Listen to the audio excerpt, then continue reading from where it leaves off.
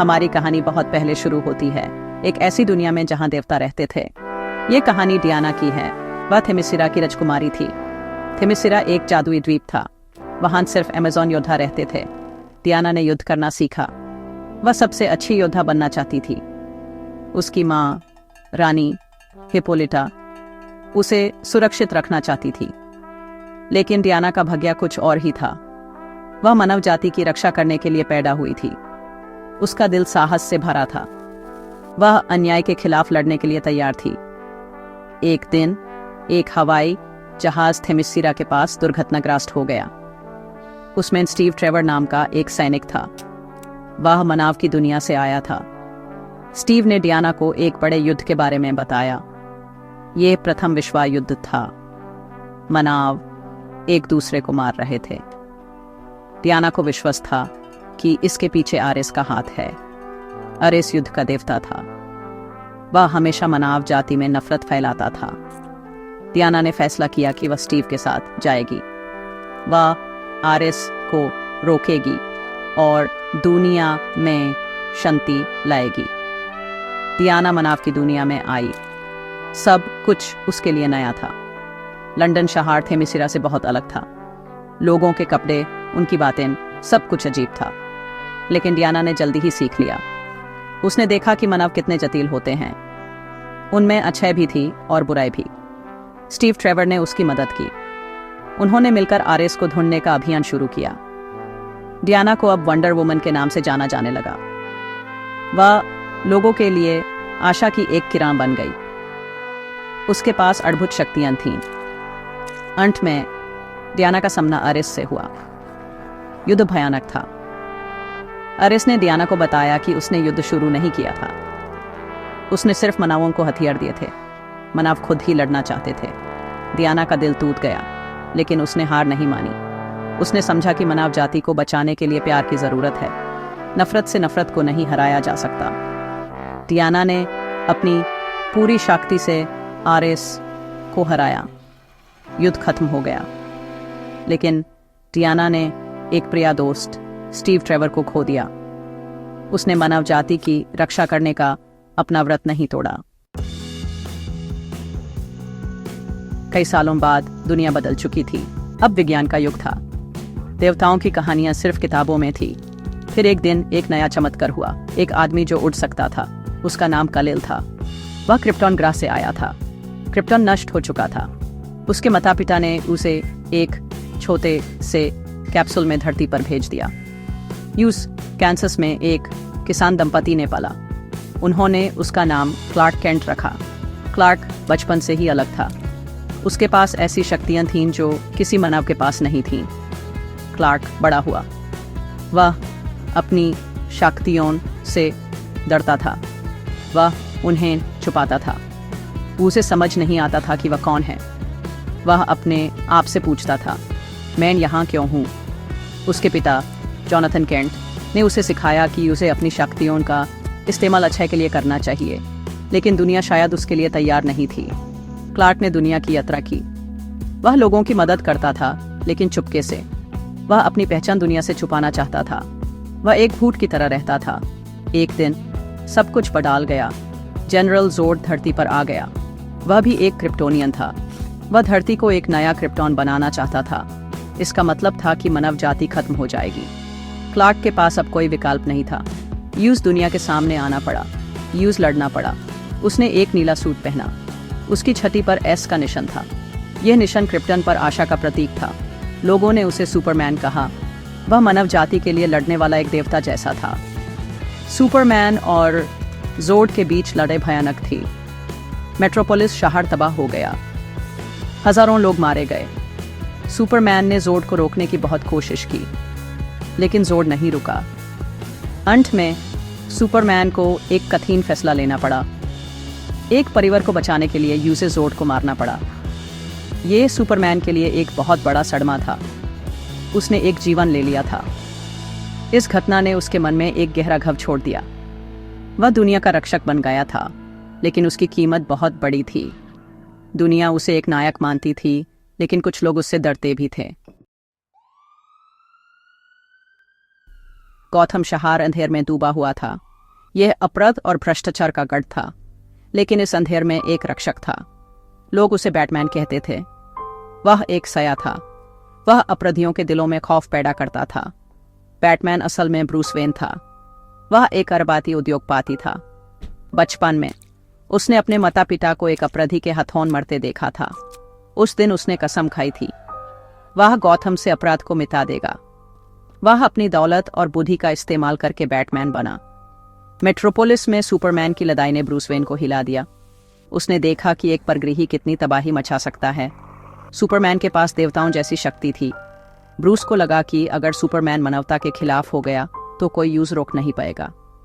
उसके मन में सुपरमैन के लिए डर और संदेह पैदा हो गया। वह सुपरमैन को एक खतरा समझने लगा। उसने फैसला किया कि यूस इस खतरे के लिए तैयार रहना होगा। वह एक ऐसी योजना बनाने लगा जिससे वह सुपरमैन का सामना कर सके। ब्रूस वेन ने कई सालों तक बैटमैन बंकर अपराधियों से लड़ाई की थी। वह थक चुका था। वह कठोर हो गया था। उसका दिल नफरत से भर गया था। सुपरमैन का आना उसके लिए आखिरी तिनका था। वह विश्वास करने लगा था कि शक्ति हमेशा भ्रष्ट करती है। इसलिए उसने सुपरमैन को रोकने का फैसला किया।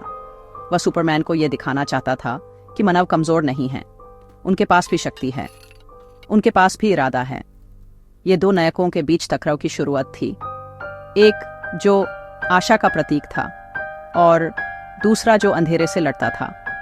बैटमैन ने क्रिप्टोनाइट का इस्तेमाल करके सुपरमैन को कमजोर करने की योजना बनाई।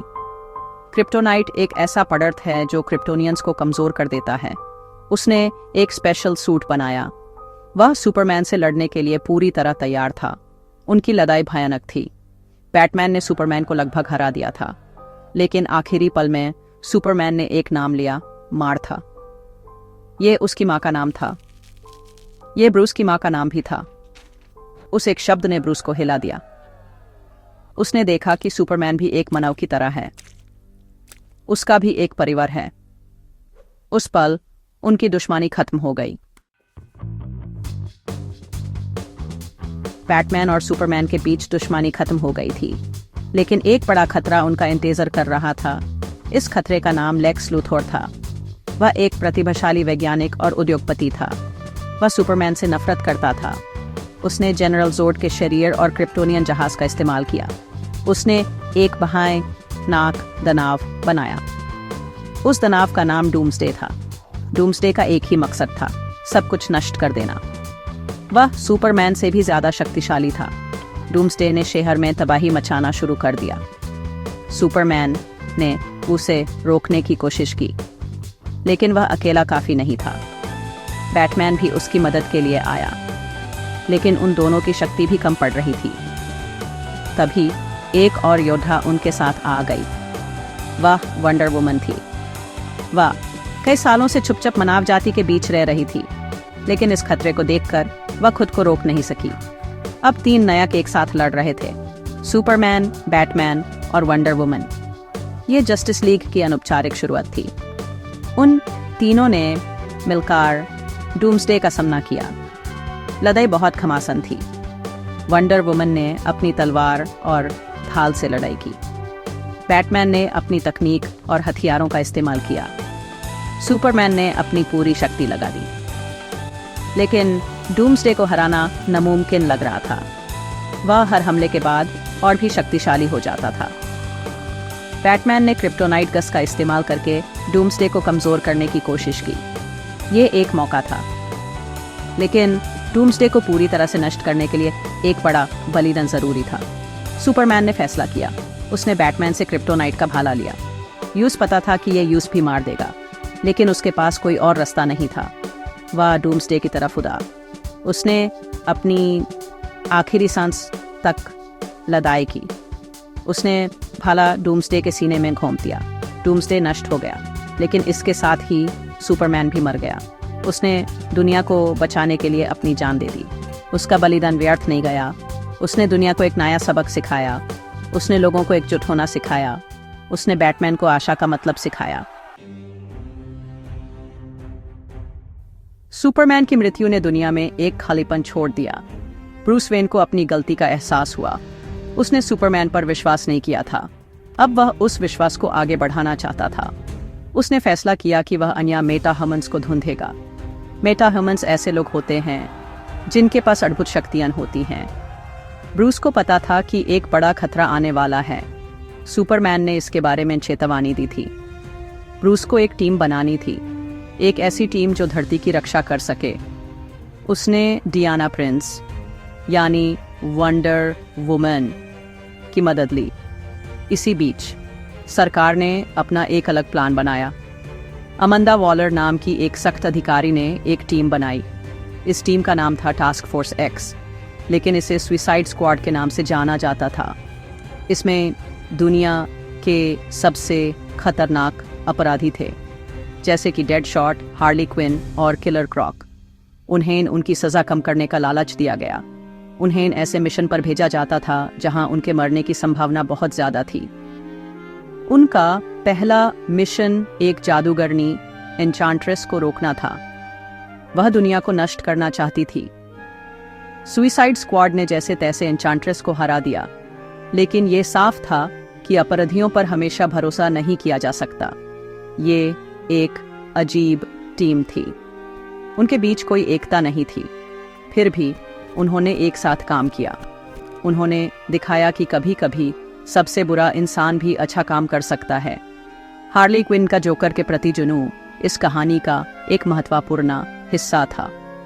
उनका रिश्ता अजीब और खतरनाक था, लेकिन हार्ली ने अंत में टीम का साथ दिया।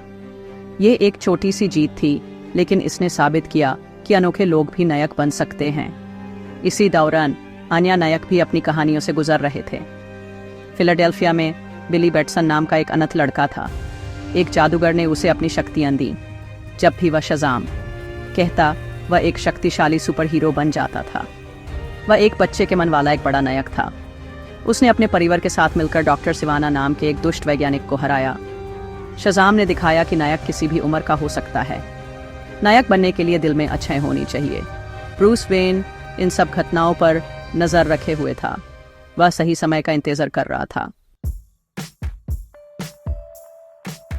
समुद्र की गहराइयों में एक और कहानी पनप रही थी। यह कहानी आर्थर करी की थी। वह एक लाइट हाउस कीपर का बेटा था। उसकी माँ अटलाना समुद्र के नीचे बेसे रजिया एटलांटिस की रानी थी। आर्थर दो दुनियाओं का हिस्सा था। वह जमीन पर भी रह सकता था और पानी में भी सांस ले सकता था। उसके पास अद्भुत शक्ति थी। वह समुद्र के जीवों से बात कर सकता था, लेकिन वह खुद को कहीं का नहीं समझता था। वह ना तो पूरी तरह मानव था, ना ही पूरी तरह अटलांटियन। आर्थर का सवेयाला भाई ओर्म अटलांटिस का राजा था। ओर्म जमीन की दुनिया से नफरत करता था। वह मानता था कि मानव समुद्र को प्रदूषित कर रहे हैं। उसने समुद्र के सभी राजाओं को एकजुट करने का फैसला किया। वह जमीन पर युद्ध छेड़ना चाहता था। मेरा जो जेबेल राजा की राजकुमारी थी, ने आर्थर से मदद मांगी। उसने आर्थर से कहा कि उसे अपना हक जताना होगा। उसे अटलांटिस का असली राजा बनना होगा, तभी वह ओर्म को रोक सकता है। आर्थर पहले तैयार नहीं था। वह राजनीति से दूर रहना चाहता था। आर्थर और मेरा ने एक साथ एक लंबा सफर तय किया। उन्हें किंग अतलन का त्रिशूल ढूंढना था। ये एक शक्तिशाली हथियार था। जिसके पास ये त्रिशूल होता, वही समुद्र का असली राजा कहलाता। उनका सफर खतरों से भरा था।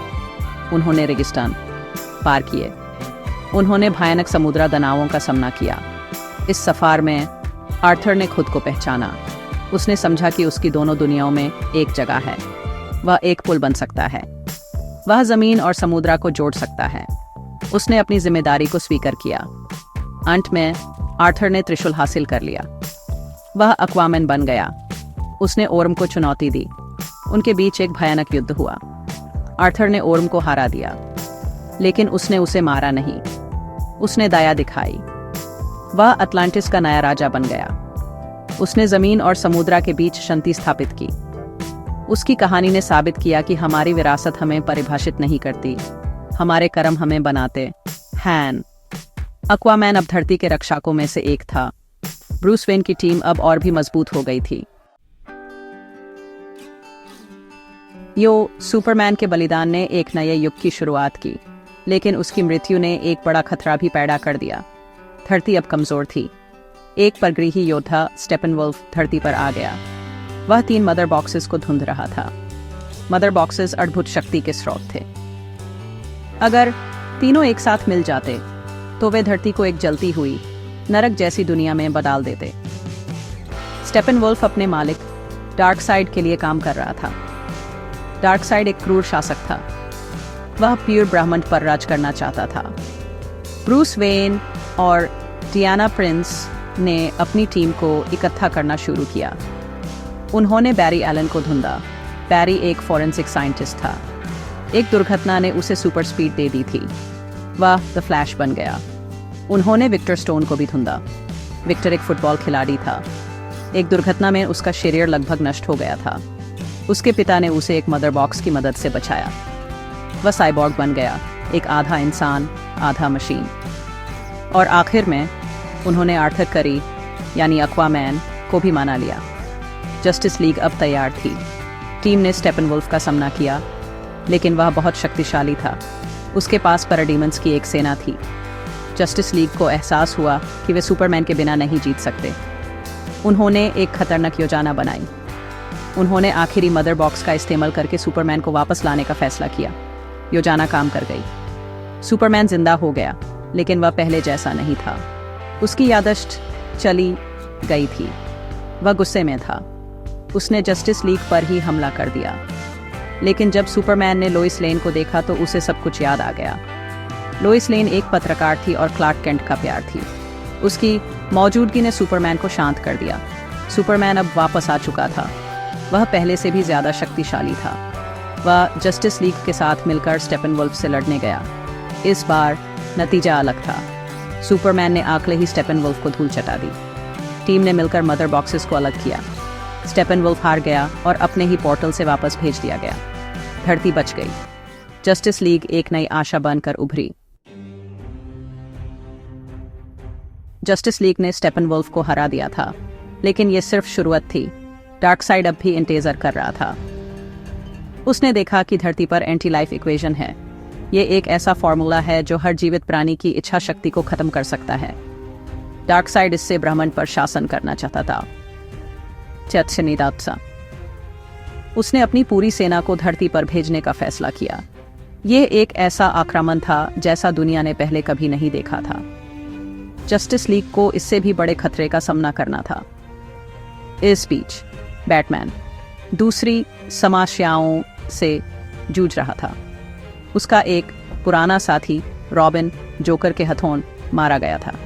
बैटमैन इस गम से कभी उभर नहीं पाया।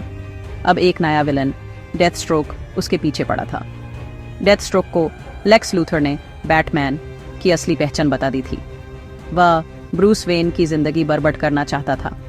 बैटमैन को अपने अस्तित्व की लड़ाई लड़नी पड़ रही थी। यूज गॉथम को बचाना था और अपने आप को भी। ये उसके लिए एक बहुत ही व्यक्तिगत लड़ाई थी। इधर सुपरमैन भी अपनी जिंदगी में आगे बढ़ने की कोशिश कर रहा था। वह दोबारा क्लार्क केंट बन गया था। वह लोइस लेन के साथ एक शांत जीवन जीना चाहता था, लेकिन उसके मन में अभी भी जोड को मारने का दुख था। वह सोचता था कि क्या वह सच में एक नायक है। तभी ब्रेनियक नाम का एक और क्रिप्टोनियन विलन आ गया। ब्रेनियक शहरों को इकट्ठा करता था। उसने क्रिप्टन के शहर कंदोर को भी कैद कर रखा था। सुपरमैन को एक बार फिर दुनिया को बचाने के लिए लड़ना पड़ा। उसने ब्रेनियक को हराया और कंदोर को आजाद कराया। इससे यूज थोड़ी शांति मिली। अंत में डार्कसाइड का आक्रमण शुरू हो गया। आसमान लाल हो गया। पैराडीमंस की सेना ने धरती पर हमला कर दिया। जस्टिस लीग ने उनका सामना किया, लेकिन इस बार वे अकेले नहीं थे। शज़ाम और उसका परिवार उनके साथ थे। सुइसाइड स्क्वाड को भी लड़ने के लिए भेजा गया। समुद्रा से एक्वामैन की सेना आई। थेमिस्टीरा से अमेज़न योद्धा आए। दैन सी और तो और ग्रीन लैंटर्न कॉर्प्स भी उनकी मदद के लिए आ गई। ये धरती के सभी नायकों की एकजुटता थी। वे सब डार्कसाइड की सेना के खिलाफ एक साथ खड़े थे। युद्ध अपने चरम पर था। धरती के नायक डार्कसाइड की सेना से लड़ रहे थे। हर तरफ तबाही का मंजर था। बैटमैन ने अपनी तकनीक से पैराडीमंस को रोका। वंडर वुमन ने डार्क साइड के जनरलों से लड़ाई की। एक्वामैन ने समुद्र में दुश्मनों को हराया। द फ्लैश ने अपनी गति का इस्तेमाल करके लोगों को बचाया। साइबॉर्ग ने दुश्मन की तकनीक को हैक किया। सुपरमैन ने डार्क साइड का सामना किया। उनकी लादे से धरती कांप उठी। यह देवताओं का युद्ध था। डार्क साइड ने एंटी लाइफ इक्वेशन का इस्तेमाल करने की कोशिश की। उसने सुपरमैन के मन में प्रवेश किया। उसने लोइस लेन की मृत्यु का झूठा दृश्य दिखाया। डार्क साइड चाहता था कि सुपरमैन टूट जाए और उसके साथ मिल जाए। एक बार के लिए ऐसा लगा कि अंधेरा जीत जाएगा। सुपरमैन गुस्से और दुख में डूब गया। लेकिन तभी बैटमैन ने उससे बात की। उसने सुपरमैन को याद दिलाया कि वह कौन है। वह आशा का प्रतीक है। उसने लोइस के बचाए जाने की खबर दी। सुपरमैन अपने होश में वापस आ गया। अब सभी नायकों ने मिलकर डार्क साइड पर हमला किया। फ्लैश ने समय में पीछे जाकर साइबॉर्ग को एक मौका दिया। साइबॉर्ग ने मदर बॉक्सेस को एकजुट करके एक बड़ा पोर्टल खोल दिया। वंडर वुमन और एक्वामैन ने डार्क साइड को कमजोर किया। बैटमैन ने दुश्मन की सेना में अफरा तफरी मचा दी और अंत में सुपरमैन ने अपनी पूरी शक्ति से डार्क साइड को उस पोर्टल में धकेल दिया। डार्क साइड हार गया। वह अपोकोलिप्स वापस चला गया। धरती एक बार फिर बच गई। यह एक महाकाव्य युद्ध का अंत था। इस जीत के बाद दुनिया हमेशा के लिए बदल गई। लोगों ने मेटा ह्यूमंस को स्वीकार कर लिया। जस्टिस लीग धरती के स्वीकृत रक्षक बन गए। लेकिन इस युद्ध ने ब्रह्मांड में कुछ बदल दिया था। फ्लैश के समय के साथ छेदछद ने मुल्ट आइवर्स में दरारें पैदा कर दी थीं। एक नया अनंत संकट पैदा हो रहा था। ये कहानी DCEU का ये महाकाव्य यहाँ समाप्त होता है। इसने नया कौन की पीढ़ी तैयार की। इसने एक विरासत छोड़ी। अब एक नए DC यूनिवर्स का समय था। एक नई कहानी की शुरुआत होने वाली थी। लेकिन इन नया कौन का बलिदान और साहस हमेशा याद रखा जाएगा।